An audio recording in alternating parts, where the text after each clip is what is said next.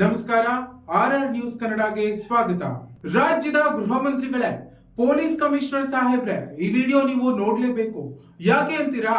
ಸಾಮಾನ್ಯ ಜನರ ಬದುಕಿನ ಮೇಲೆ ಪೊಲೀಸರ ದರ್ಪ ಎಷ್ಟು ಸರಿ ಅನ್ನೋ ಪ್ರಶ್ನೆ ಈಗ ಮತ್ತೆ ಎದ್ದಿದೆ. ನಿನ್ನೆ ಪ್ರಧಾನಿ ನರೇಂದ್ರ ಮೋದಿ ಅವರು ಕನಕಪುರ ರಸ್ತೆಯ ಉದಯಪುರದಲ್ಲಿರುವ ರವಿಶಂಕರ್ ಗುರೂಜಿ ಆಶ್ರಮಕ್ಕೆ ಆಗಮಿಸಿದ ಹಿನ್ನೆಲೆಯಲ್ಲಿ ರಸ್ತೆ ಬದಿಯ ಫುಟ್ಪಾತ್ ಅಂಗಡಿಗಳನ್ನ ಯಾವುದೇ ಮುನ್ಸೂಚನೆ ನೀಡದೆ, ಯಾವುದೇ ನೋಟಿಸ್ ಅನ್ನ ನೀಡದೆ ತೆರವುಗೊಳಿಸಲಾಗಿದೆ ಎಂಬ ಗಂಭೀರ ಆರೋಪ ಕೇಳಿ ಬಂದಿದೆ. ಅಂಗಡಿದಾರರು ಪ್ರಶ್ನೆ ಕೇಳಿದ್ರೆ ಉತ್ತರ ಕೊಡುವ ಬದಲು ಪೊಲೀಸರು ಕೈ ಮಾಡಿದ್ದಾರೆ. ನೋಡಿ, ಸಾಮಾಜಿಕ ಮಾಧ್ಯಮಗಳಲ್ಲಿ ಈ ವಿಡಿಯೋವನ್ನ ಅಂಗಡಿ ಮಾಲೀಕರೇ ಹಂಚಿಕೊಂಡಿದ್ದು ಆ ವಿಡಿಯೋದಲ್ಲಿ ಸ್ಪಷ್ಟವಾಗಿ ಗಮನಿಸ್ತಾ ಇದೆ. ಅಲ್ಲ, ನನ್ನದೊಂದು ಪ್ರಶ್ನೆ ಪೊಲೀಸರಿಗೆ, ತಲಗಟ್ಟಪುರ ಪೊಲೀಸ್ ಠಾಣೆಯವರಿಗೆ, ತಲಗಟ್ಟಪುರ ಪೊಲೀಸ್ ಠಾಣೆಯ ಇನ್ಸ್ಪೆಕ್ಟರ್ ಸಾಹೇಬರಿಗೆ ನನ್ನದೊಂದು ಪ್ರಶ್ನೆ. ನರೇಂದ್ರ ಮೋದಿ ಅವರು ಬರೋದು ನಿಮಗೆ ಒಂದು ವಾರಕ್ಕಿಂತ ಮುಂಚೆನೆ ಗೊತ್ತಿರುತ್ತೋ ಇಲ್ವೋ? ಅವರ ಶೆಡ್ಯೂಲ್ ಕರ್ನಾಟಕಕ್ಕೆ ಆಗಮಿಸ್ತಾರೆ ಅನ್ನೋ ಶೆಡ್ಯೂಲ್ ನ ಮಾಹಿತಿ ನಿಮಗೆ ತಲುಪಿದೆಯೋ ಇಲ್ಲೋ ಅನ್ನೋದು ನನ್ನ ಪ್ರಶ್ನೆ. ಯಾಕೆ ಹಂಗಂತಂದ್ರೆ, ಅವರು ಅವರ ಕುಟುಂಬವನ್ನೇ, ಅವರ ಜೀವನವನ್ನೇ ಆ ಅಂಗಡಿ ಮೇಲೆ ನಂಬಿಕೊಂಡಿದ್ದಂಥವ್ರು. ಅವರ ಜೀವನವನ್ನ ನಡೆಸ್ತಾ ಇದ್ದಿದ್ದೆ ಆ ಅಂಗಡಿ ಮೇಲೆ ಡಿಪೆಂಡ್ ಆಗಿ. ಆ ಅಂಗಡಿಯನ್ನ ಅಟ್ಲೀಸ್ಟ್ ಆಫ್ ಒಂದು ನೋಟಿಸ್ ಕೊಟ್ಟು, ಒಂದು ಮಾಹಿತಿಯನ್ನ ಕೊಟ್ಟು ನೀವು ಅಂಗಡಿಯನ್ನ ತೆರವುಗೊಳಿಸಿದ್ರೆ ಏನೋ ಒಂದು ಹೇಳ್ಬೋದಿತ್ತು. ಎಲ್ಲೋಯ್ತು ಮಾನವೀಯ ಗುಣಲಕ್ಷಣ? ಹಾಗಾದ್ರೆ ಪೊಲೀಸರ ಮಾನವೀಯ ಗುಣಲಕ್ಷಣ ಎಲ್ಲೋಯ್ತು? ಅವರ ತಂದೆ ಏನು ಆ ವಿಡಿಯೋದಲ್ಲಿ ಮಹಿಳೆ ಹಂಚ್ಕೊಂಡಿದ್ದಾರೆ ವಿಡಿಯೋ, ಅವರ ತಂದೆ ಹೋಗಿ, ಸರ್ ಒಂದೇ ಒಂದು ಮಾಹಿತಿ ಕೊಟ್ಟಿದ್ದಿದ್ರೆ ನಾನು ಅಂಗಡಿಯನ್ನ ನಾನೇ ತೆರವುಗೊಳಿಸ್ತಾ ಇದ್ದೆ, ಅಟ್ಲೀಸ್ಟ್ ಅಲ್ಲಿರುವಂತಹ ಐಟಮ್ ಸಾಮಾನುಗಳನ್ನಾದ್ರೂ ನಾವು ತಗೋತಾ ಇದ್ವಿ. ನೀವು 60,000 70,000 ನಾವು ಸಾಲ ಮಾಡಿ ಜೀವನ ನಡೆಸೋದಕ್ಕೆ ಅಂಗಡಿಯನ್ನ ಹಾಕೊಂಡಿದ್ರೆ, ನೀವು ಈ ರೀತಿ ಏಕಾಏಕಿ ಬಂದು ಡೆಮಾಲಿಷನ್ ಮಾಡಿದ್ರೆ ಯಾವ ರೀತಿಯಾದಂತ ನ್ಯಾಯವನ್ನ ನೀವು ಒದಗಿಸ್ತಿದ್ದೀರಾ? ಹಾಗಾದ್ರೆ ನ್ಯಾಯ ಕೊಡಬೇಕಾದಂತ ಪೊಲೀಸರೇ ಈ ರೀತಿಯಾದಂತಹ ಒಂದು ಕೃತಿಗಳನ್ನ ಎಸಗಿದ್ರೆ ನಿಜವಾಗ್ಲೂ ಅವಮಾನ ಅಂತಾನೆ ಹೇಳಬೇಕು. ಅಲ್ಲರಿ, ಏನ್ರಿ ನಿಮ್ ದರ್ಪ ಅವ್ರ ಮೇಲೆ? ಬಡವ್ರ ಮೇಲೆ ಏನ್ರಿ ನಿಮ್ಮ ದರ್ಪ? ನರೇಂದ್ರ ಮೋದಿ ಅವ್ರಿಗೆ ಏನ್ರಿ ಗೊತ್ತಿರುತ್ತೆ ನೀವು ಈ ರೀತಿಯಾದಂತಹ ಕೃತ್ಯಗಳನ್ನ ಮಾಡ್ತೀರಾ ಹಂಗಂತ?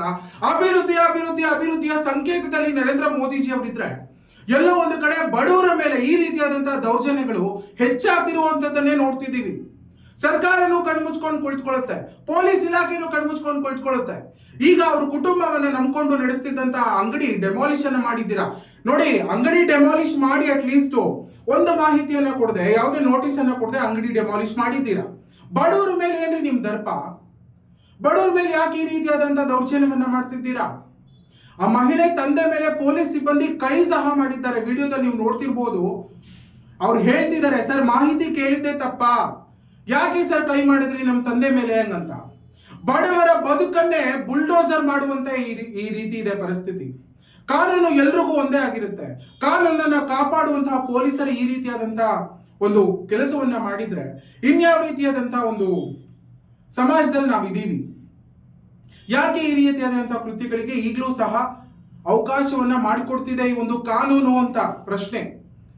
ಒಂದೇ ಒಂದು ಮಾಹಿತಿ ಬಡವರ ಹೊಟ್ಟೆ ಮೇಲೆ. ನಿಜವಾಗ್ಲೂ ಶೆಡ್ಯೂಲ್ ಗೊತ್ತಿರ್ಲಿಲ್ವಾ ನಿಮ್ಗೆ ಪ್ರಧಾನಿ ನರೇಂದ್ರ ಮೋದಿ ಅವ್ರು ಬರೋದು? ಹಾಗಾದ್ರೆ ವಿಡಿಯೋದಲ್ಲಿ ಆ ಮಹಿಳೆ ಕೇಳ್ತಾ ಇದ್ರೆ ಹೋಗಮ್ಮ ಹೋಗಮ್ಮ ಅಂತ ಹೇಳ್ತೀರಾ.